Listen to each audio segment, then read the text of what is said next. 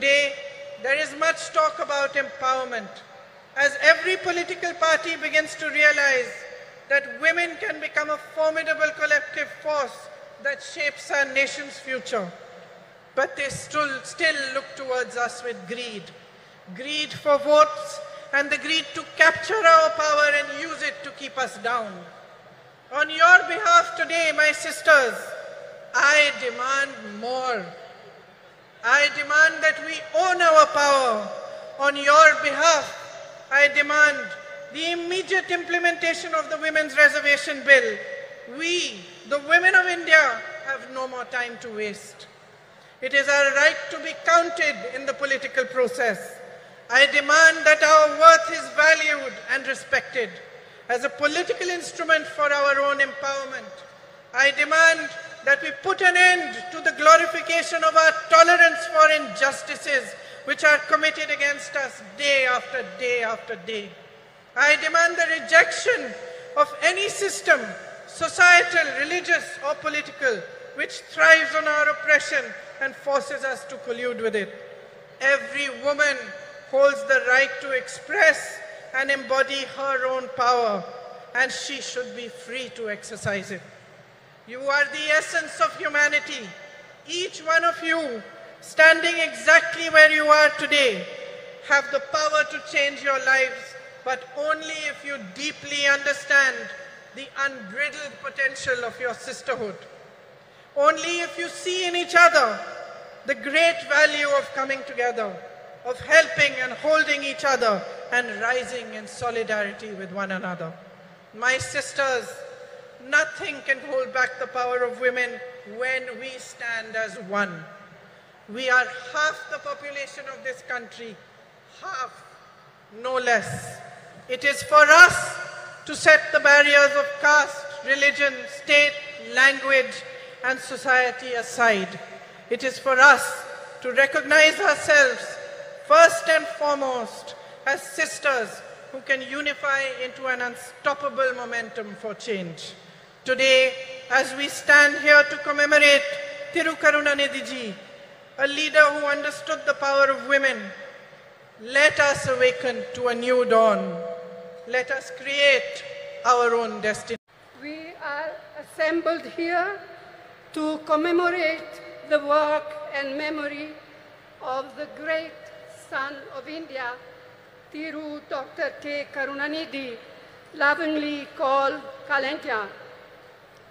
மாண்புமிகு ஸ்டாலின் அவர்களே, அன்பிற்குரிய கனிமொழி அவர்களே, மேடையிலே அமர்ந்திருக்கக்கூடிய மகளிர் தலைவர்களே, இந்த அருமையான நாளில் ஒரு மாபெரும் தலைவருடைய நூற்றாண்டு விழாவை முன்னிட்டு நடத்தப்படுகின்ற இந்த மகளிர் உரிமை மாநாட்டிற்கு என்னை அழைத்த முதலமைச்சர் ஸ்டாலின் அவர்களுக்கு என் நெஞ்சார்ந்த நன்றியினை தெரிவித்துக் கொள்கிறேன்.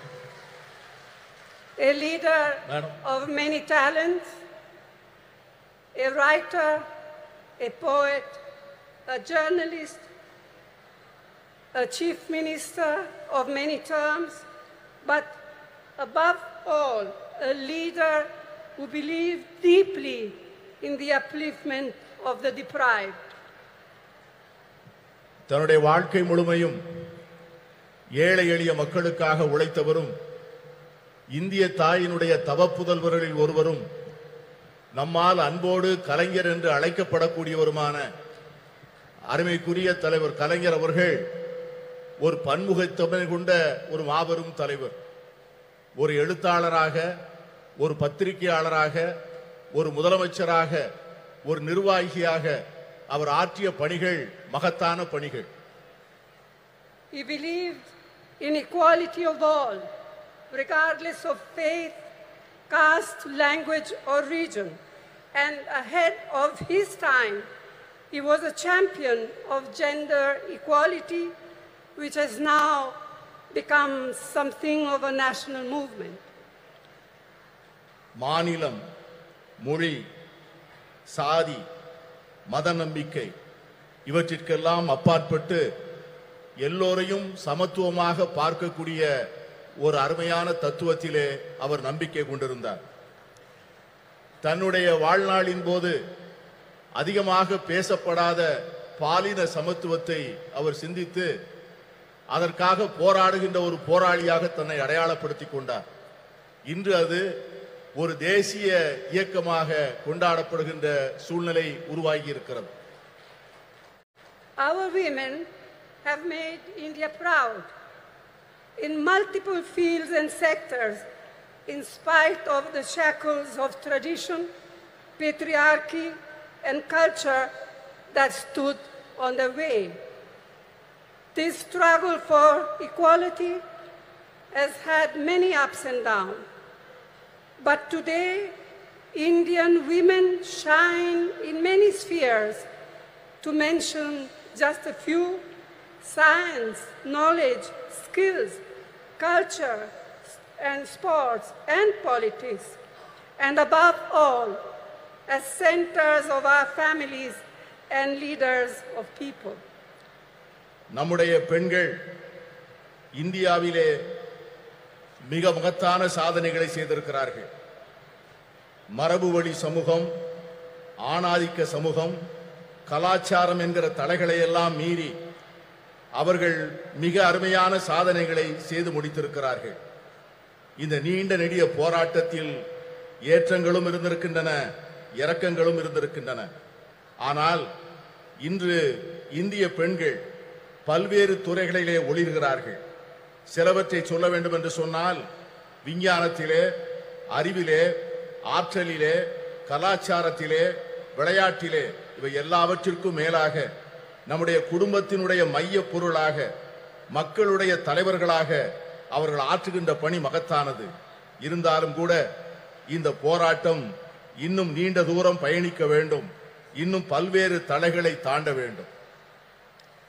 Yet we all know this struggle continues, and there are many more frontiers to cross, especially for our disadvantaged sisters.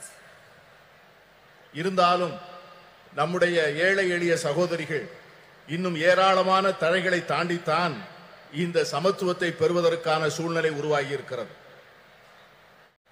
The remarkable non-violent freedom struggle led by Mahatma Gandhi placed a strong emphasis on gender equality.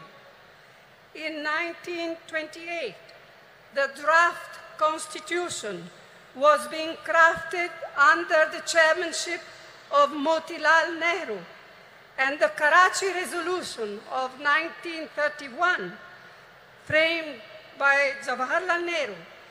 Both these documents championed women's rights, advocating for equal voting rights, political and economic rights, and fair wages. They laid the foundation for women to play an equal role in our nation's building. They embodied the promise of universal suffrage, gender equality, and the socialist equitable society. And this spirit continued when the Constitution of India, under the leadership, chairmanship of Dr. B.R. Ambedkar, was ultimately framed. Mahatma காந்தியினுடைய தலைமையிலே ஏற்றுக்கொள்ளப்பட்ட சாத்வீகமான வன்முறையற்ற சுதந்திர போராட்டம் மகளிர் சமத்துவத்தை முன்னிலைப்படுத்தியது. 1928 அரசியல் சாசன சட்ட வரைவு மோதிலால் நேரு அவர்கள் தலைமையிலான குழு தயார் செய்து அந்த அறிக்கையை சமர்ப்பித்தது.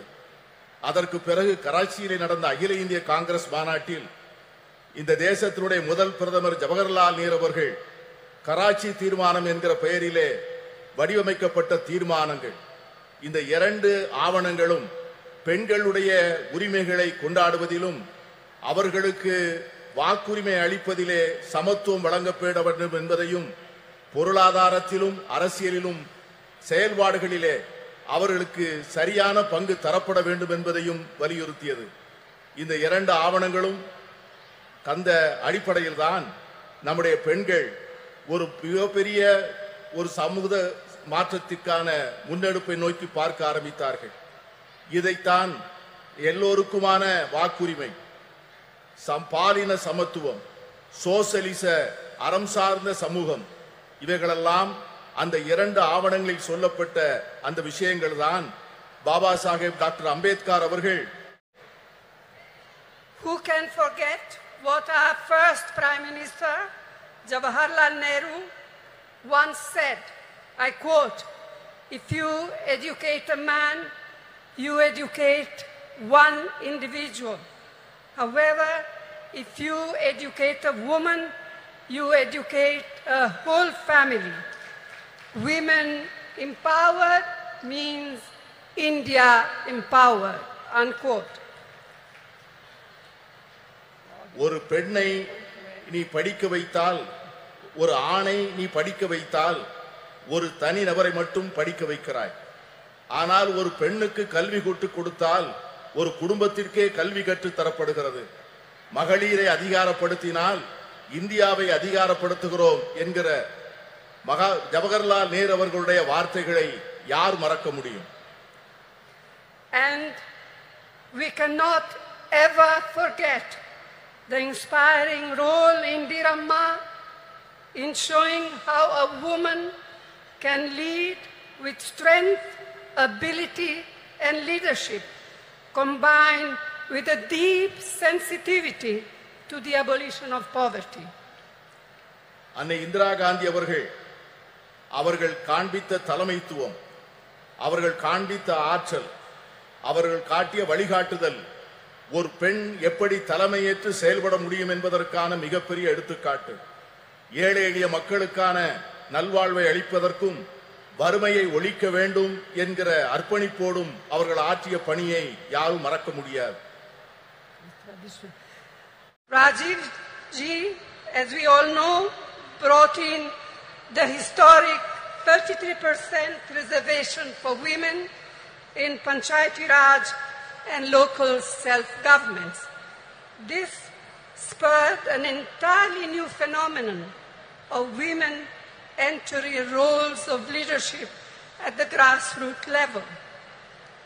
அமர ராஜீவ் காந்தி அவர்கள் வரலாற்று புகழ்மிக்க 33 விழுக்காடு இடஒதுக்கீட்டை பெண்களுக்காக பஞ்சாயத்து ராஜ் சட்டத்திலும் உள்ளூர் ஆட்சி அமைப்புகளிலும் கொண்டு வந்தார். அந்த சட்ட திருத்தமானது சமூகத்தினுடைய அடித்தளத்திலே ஒரு மிகப்பெரிய மாற்றத்தை ஏற்படுத்தி பெண்களுக்கு தலைமை பொறுப்புகளை அளித்து ஒரு பெரிய சமூக புரட்சிக்கு வித்திடுகின்ற மிகப்பெரிய திட்டமாக அது அமைந்தது. It was a vital stepping stone towards the reservation on a similar 1/3 of seats in the Lok Sabha, which the Indian National Congress has pioneered in Parliament and outside. Rajiv Gandhi அவர்கள் ஏற்படுத்தி கொடுத்த 33 விழுக்காடு இடஒதுக்கீடு தான் இன்று பாராளுமன்றத்திலே மகளிருக்கு 33 விழுக்காடு இடம் ஒதுக்கப்பட வேண்டும் என்கிற சட்டத்தினுடைய முன்னெடுப்பாக அமைந்தது. இந்த சட்டத்தை நிறைவேற்றுவதற்காக இந்திய தேசிய காங்கிரஸ் கட்சி பாராளுமன்றத்திற்குள்ளே பல முயற்சிகளை மேற்கொண்டது. The Women Reservation Bill introduced by the UPA, by UPA2, was passed by the Rajya Sabha, but a lack of consensus prevented it from being passed in the Lok Sabha. Now, the Women's Reservation Bill has finally been passed due to our relentless persistence, all of us, not just Congress, our relentless persistence and effort. But as we all know, it has still a long way to come. And as Mehbooba ji said, and as many of us, Member of Parliament, said in our intervention in Parliament, when is the bill now going to be implemented? In 1 year, in 2 years, in 3 years? We have no idea. Yes, I can see that some of you men are happy, but we are not. We women are not. And we are going to fight for it till we eventually get there, whether you men like it or not. மகளிர் இடஒதுக்கீட்டுக்கான சட்டம் ஐக்கிய முற்போக்கு கூட்டணி அரசால் 2010 March மாதம் 9ஆம் தேதி மாநிலங்களவையிலே நிறைவேற்றப்பட்டது. ஆனால் மக்களவையிலே ஒரு கருத்தொற்றுமையை உருவாக்க முடியாத காரணத்தினால் அந்த சட்டத்தினை நிறைவேற்ற முடியவில்லை. இப்பொழுது இந்த சட்டம் நிறைவேறியிருக்கிறது என்று சொன்னாலும் கூட இந்த சட்டத்திற்காக நாம் எடுத்துக்கொண்ட முயற்சிகளும் நாம் கொடுத்த அழுத்தங்களும் அதிகம். இங்கே பேசிய பல்வேறு உறுப்பினர்கள் பேசியது போல இந்த சட்டம் என்றைக்கு நடைமுறைக்கு வரும் என்று அமுல்படுத்தப்படும் என்கிற ஒரு தெளிவே இல்லாத ஒரு சூழ்நிலையிலே இந்த ஆண்டா அடுத்த ஆண்டா இன்னும் சில ஆண்டுகள் கழித்தா என்கிற ஒரு நிரந்தரமற்ற தன்மையிலே இந்த சட்டம் உருவாக்கி இருப்பது நாளை வருகின்ற இந்தியா கூட்டணி வந்துதான் இந்த சட்டத்தை நிறைவேற்றி தர வேண்டிய சூழ்நிலையை உருவாக்கும் என்கிற எண்ணத்தை தருகிறது. I am here to remind you that we are the strength of this proud and beautiful nation which is our motherland.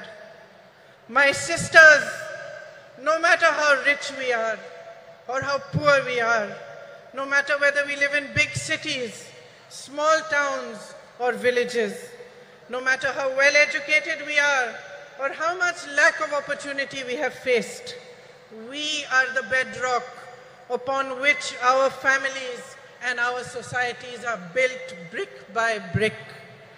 We are the ones that carry the weight of our society on our shoulders. We do this with grace and courage. We do it with tenacity and strength of will, and our capacity to absorb pain and suffering is immense. We are proud of these qualities which have been passed on in our bones through generations and generations of oppression. But my sisters, I am here to remind you that we are more than this. We are greater than our ability to bear suffering. We are the ones that nurture and hold, that give to our children and to all those around us unfailingly. We are the ones who teach courage, the ones who teach love. It is us who understand forgiveness and us who know how to fight fearlessly in the face of adversity. We are the workforce powering our nation forward, and we are the millions of young women aspiring towards a better future. We know how to rise from the darkest night to claim a new dawn. We have a light within each one of us that is capable of shining brighter than the sun, but that light has never been allowed the freedom and joy to shine in its fullness. It was almost 100 years ago that Tandai Periyar asked, "Penien, Adimayanal, why were women enslaved?" Then he answered this question in a series of revolutionary essays in which he wrote about the economic and social enslavement of women. It was he who laid the foundation for the empowerment of women in Tamil Nadu, which Thiru Annadurai and Thiru Karunanidhi carried forward. My sisters, this empowered you, the women of Tamil Nadu, to show the way of emancipation and progress to the rest of India. Yet across our nation, beneath the surface of progress, we are still struggling with the harsh reality of an entrenched patriarchy that ensures the systemic oppression of women. In fact, almost a century after Tandai Periyar's essays were published, that same question looms large before us. Penien, Adimayai Irekiral. Why are women still enslaved? And although I do not have the stature, nor the experience, and the wisdom of Tandai Periyar, my answer is this. I am a woman. We have been taught generation after generation after generation to cede our power to others. We have been taught to talk softly. We have been taught to step aside, to be ashamed of honoring our essence, to take care of everyone else before we show compassion towards ourselves. And unfortunately, my sisters, we have learned these lessons only too well. So well that we have continued to pass them down. We have learned to define ourselves through the eyes of the hierarchy that was instilled in us. And by doing so, we have allowed and enabled our own oppression. We ourselves have forgotten that the root of discrimination of any kind, whether it is based on color, creed, caste, or gender, is an inability to honor the truth that equality and personal dignity are neither a privilege nor a gift, but a natural endowment of life. It is an honor for me to be here today to commemorate the 100th birthday of Thiru K. Karunanidhi and share the stage on this special meeting for women with all of you. 32 years ago, on the darkest night of my life, I first set foot on this land of Tamil Nadu. I was here to collect my father's shattered body. I was 19 years old and my mother was just a few years younger than I am today. As the door of the plane opened, the night grabbed us and drew us in. But I was not afraid of it because the worst thing I could have imagined had already happened. A few hours earlier, my father had been killed. I had walked towards my mother that night, knowing that the words I was to speak would break her heart. Yet I spoke them, and I watched as the light of happiness was extinguished from her eyes forever. We walked down the stairs of the plane onto the tarmac of Minambakam Airport Terminal, shocked and alone. Then suddenly, as if sent by the embarrassed gods who had failed us, a crowd of women dressed in blue saris surrounded us. They were ladies who worked at the airport. They held my mother in their arms and cried inconsolably with her as if they were all my mothers, as if they too had lost their beloved. In those shared tears, a bond formed between me, between my heart and the women of Tamil Nadu that I can neither explain nor ever erase. Ningal Daniyen Thai, Ningal Daniyen Sahodari, Inge Uguludan, Irupadai, Nan Perumayang, Nan Perumayaga, Karudugiren, Indri Nan, Nam